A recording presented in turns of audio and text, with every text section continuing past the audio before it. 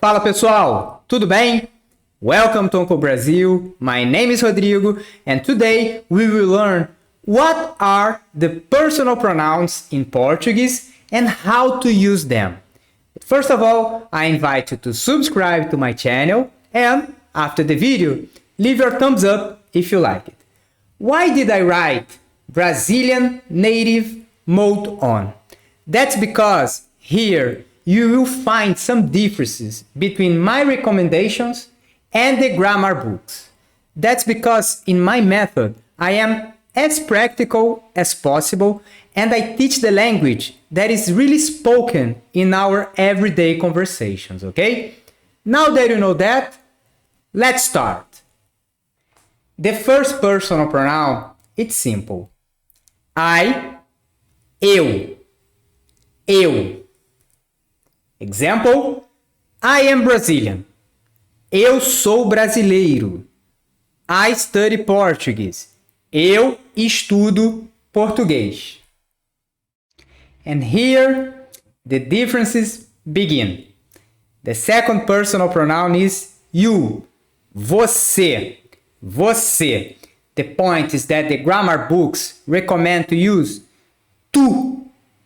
Tu. T plus U. Tu. The problem is that this personal pronoun, it's not very used. Obviously, there are some parts in Brazil, some regions that people use this personal pronoun, but você is much more common, okay? And a part of that, it's easier to use você because of the verb conjugation. So, this is my suggestion and this is what you're going to hear when you come to Brazil, okay? Você. Example, are you going to the party? Você vai na festa? You are tall. Você é alto. He, ele.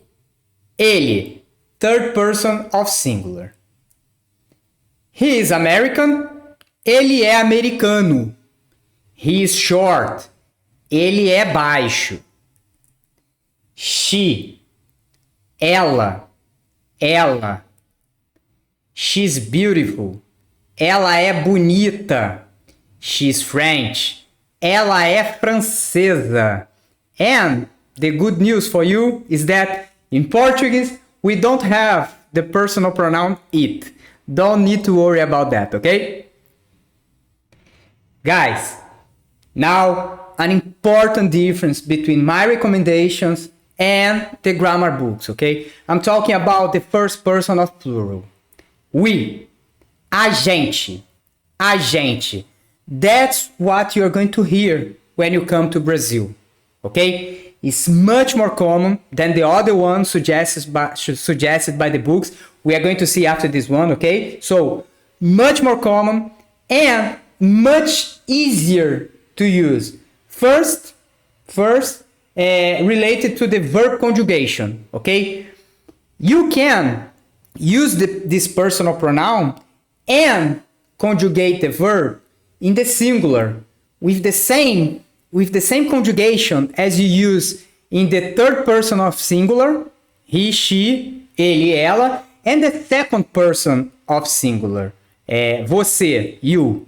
So, the verb conjugation is easier, okay? And the adjectives, for example, you can use also in the singular. Even if you are talking about more than one person, using this personal pronoun allows you to conjugate, to use the adjective in the singular. So, this is my recommendation, okay? A gente. Now you're going to see some examples. We speak Portuguese. A gente fala português. Okay? If you realize here, fala, it's conjugated in the singular, second person, third person, and it's okay. Okay? It's correct. A gente fala português. We are Brazilians. A gente é brasileiro. And again, it's conjugated in the singular, and brasileiro, it's also in the singular, okay? Guys, trust me, this is much more common and much easier for you. And now, the other translation to the personal pronoun we.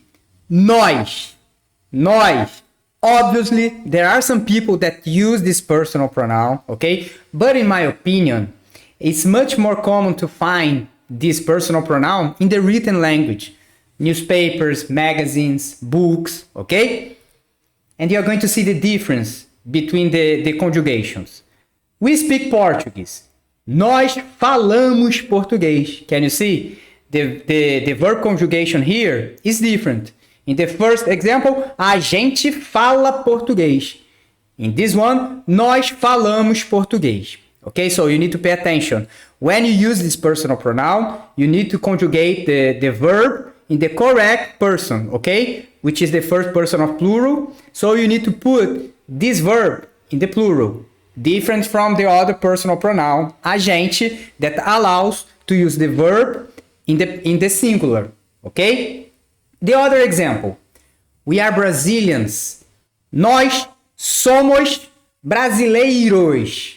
Pay attention to this. Nós somos brasileiros. Portuguese, it's a big puzzle, okay? You need to match gender with gender, number with number, okay? So, using this personal pronoun, nós, first, you need to conjugate the verb in the plural. So, instead of é, in the other example, a gente é brasileiro, you need to use somos. Nós somos brasileiros.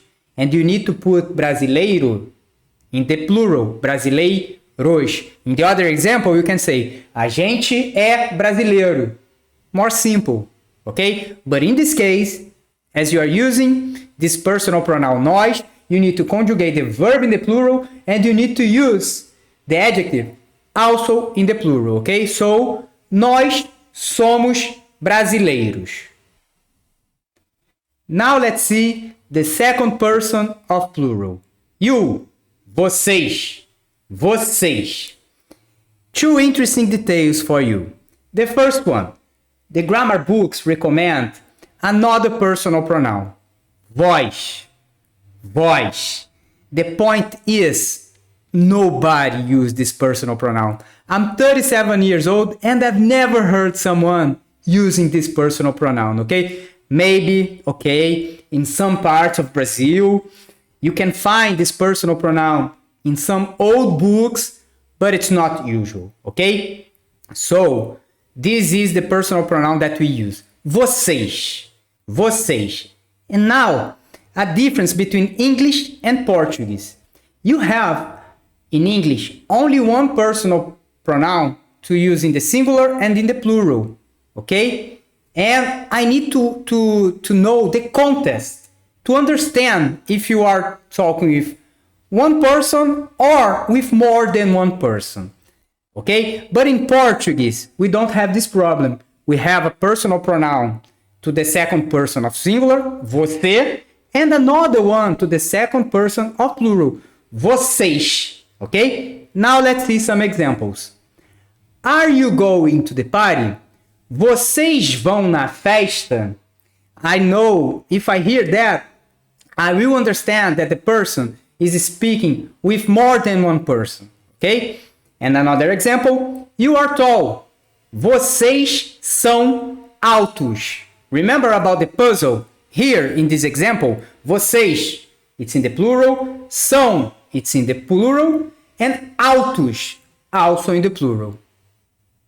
Now, the third person of plural. They, eles, eles. And there is a very interesting difference between English and Portuguese.